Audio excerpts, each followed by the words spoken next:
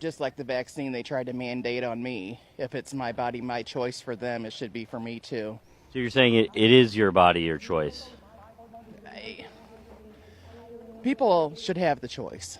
You're saying for the vaccine, it is your body, your choice. Yes. Well, I'm saying both ways. If they want to cry, oh, just get the vaccine, your body, it doesn't matter, but now it's on the shoe's on the other But foot. now that abortion is illegal in certain states across the country, would you be okay with a vaccine mandate? No. Did you get vaccinated? No, I did not. Okay, so you did not comply with the mandate. No. Okay, but you do feel that if a woman is pregnant, that she should go along with the mandate in that state to have the baby? Yes. Okay.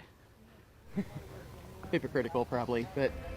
So, the interview in this TikTok by The Good Liars is revealing to something that I think more people need to understand. And I see this a lot. A lot of people will point to Republicans and they'll say, oh my goodness, look, they're being hypocritical. Can you even believe? I can definitely change their mind if I point out the hypocrisies or inconsistencies in their views and things that they're saying. That's never going to work. They do not care about being hypocritical because ultimately they do not care about truth. At the end of the day, they think that they are the good guys who should have power over other people. And in a sense, I don't even think they really think that they're the good guys in particular, because the reality is a lot of Republicans sort of get off on being evil. They sort of take pleasure in the suffering of other people. This ultimately is something that we really need to understand if we want to actually deal with the political right in a way that makes sense and is actually capable of defeating them. And the clearest way to see this is to look at the way Republicans respond to violent acts that are committed by the political right. We're not going to take it anymore. I see a civil war coming. I do.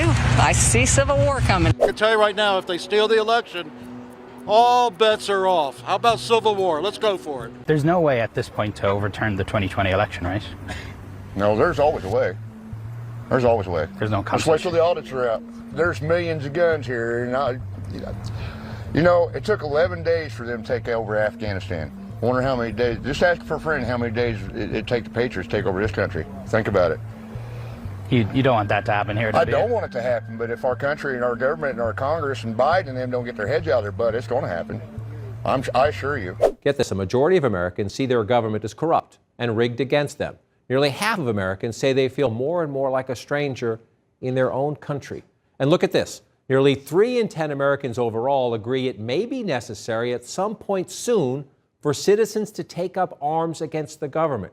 What's up, everybody? Major Retired Richard Ojeda here, and this is exactly why I got involved in politics. Things are spiraling out of control, and of course we know who's largely to blame for it. The majority of Republicans thinking elections aren't fair and that they should take up arms against their own country. This is a direct product of one giant orange sleazeball who shall remain unnamed. Nearly half of people who identify as strong Republicans say it may be necessary to take up arms against their own government. Where does that come from? And there's a pandemic of mistrust between Americans and their government and their media. And I keep hearing all these darn liberals crying the blues about how Trump has an attitude and he speaks his mind. I'll tell you what, that is one thing I really respect about Trump. He speaks his mind. He says what's on his mind. And we're in his best interest when he does. But this other metric, thinking that the government is corrupt, underlines the other side of the equation.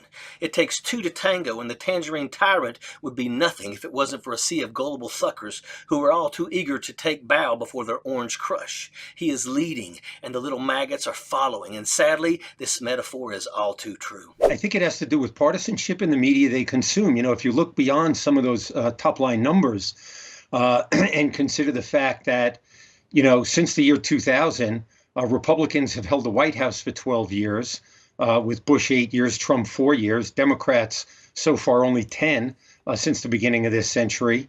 What are they watching and hearing that make them think that elections aren't free and fair? I really don't understand how this can be anything other than misinformation and disinformation coming from the media that they consume most assiduously, which tends to be Fox News and some other websites that tilt very strongly to appeal to conservative voters. Government corrupt? Exactly what do you think Trump's 4-year reign of terror was? Geniuses?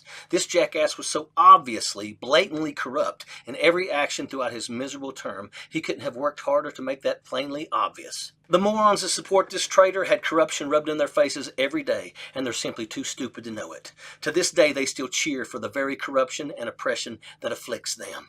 They root for corruption, violence, and the death of democracy by supporting that scum. Elections unfair? Who put that fairy tale in your head? And why do you think he did that? Trump knows that his morons will fall for anything. All he has to do is say a word, and his maggots will rewrite the Gospels. Ever hear of empirical evidence? Obviously not, because there's not a shred of it in the big lie. Yet you morons believe because it comes from the lips of your immaculate orange god. Taking up arms against the country? These dimwits already tried that. They waged war against their own democracy. You can't possibly prove yourself to be more of a numbskull than doing that. They took up Trump's fascist banner, tore down Old Glory, and flew that rag in its place. That day they sacked the Capitol.